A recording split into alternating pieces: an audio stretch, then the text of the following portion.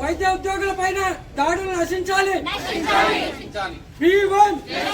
వైద్య ఉద్యోగుల పైన దాడులు నశించాలి.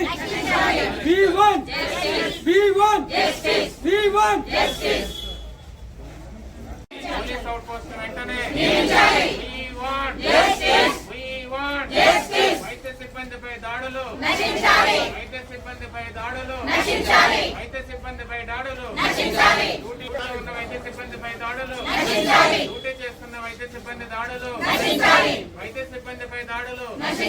We want justice. We want justice. We want justice. We want justice. We want justice. We want justice. వైద్య సిబ్బందిపై దాడులు, వైద్య సిబ్బందిపై దాడులు, వైద్య సిబ్బందిపై దాడులు. We want justice. We want justice. వెంటనే పోలీస్ అవుట్‌పోస్ట్, వెంటనే పోలీస్ అవుట్‌పోస్ట్, వెంటనే police outpost. We want justice. We want justice. We want justice. We want justice. Sir నిన్న 2:30కి ఆ పేషెంట్ వచ్చింది sir, dog bite second dose vaccine కోసము. Second dose vaccine without prescription మేము ఇయ్యమని చెప్పినాము. అది ఇయ్యమని చెప్పినాము. ఇంటికి వెళ్ళి మళ్ళీ 6:30కి వచ్చి 6 o'clock వచ్చి డైరెక్ట్ ఇంకా అటాక్ చేసేసింది. వచ్చి కొట్టి ఏమంటుంది, నువ్వు నా మొగుడుతోని 5 minutes ఆగమన్నావు, నన్ను ఎందుకు రేపు రమ్మన్నావు అని అంటే, నేను 5 minutes ఎందుకు ఆగమన్నాను అంటే మా కో సిస్టర్స్ని అడిగి నేను సెకండ్ డోస్ ఇద్దాము, లేకపోతే సార్ వాళ్ళని అడిగి ఇద్దామని అనుకున్నాను. ఈలోపు వచ్చి అటాక్ చేసేసింది, మొత్తం కొట్టింది, మెడలోంచి ఇట్లా గట్టిగా నొక్కేసింది. ఇంతమంది ఆపినా ఆగలేదు. ఒకవేళ నేను అక్కడ ఒక్కదాన్నే ఉంటే ఆ రోజు నన్ను చంపేసి వెళ్ళిపోయేది. మాకు ఇక్కడ ప్రొటెక్షన్ లేదు, ఏం లేదు.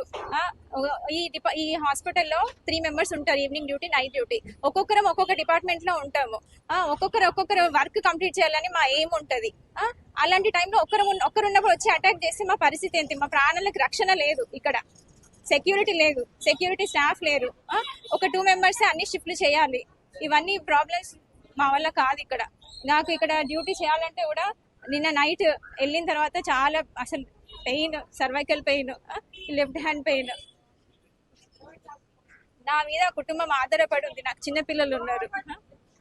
మొన్న మాకు జాబ్ వచ్చింది, మాకు ఇదే ఆధారము.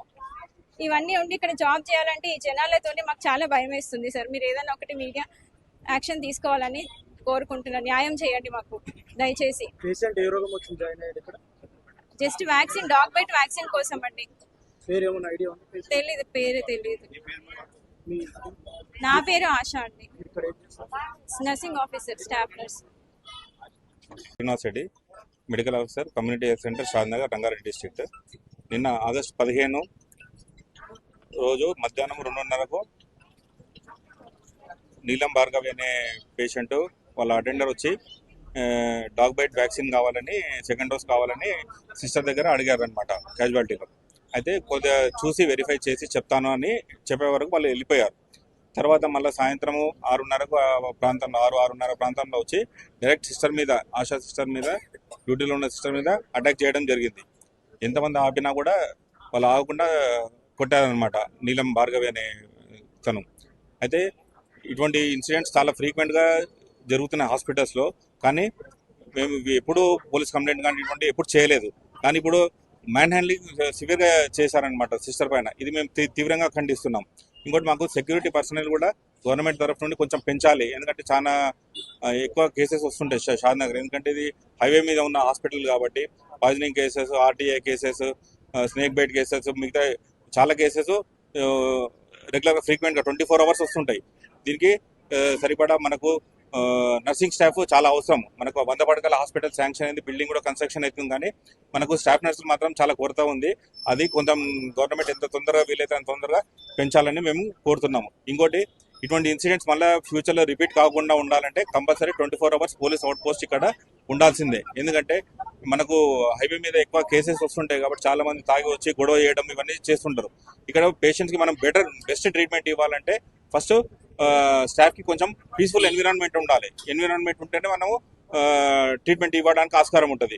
ప్రతిసారి ఇట్లా గొడవ పడుతుండేమంటే దాని ఎఫెక్ట్ మిగతా పేషెంట్ల మీద పడుతుంటుంది. అది జరగొద్దని మేము ఆశిస్తున్నాము.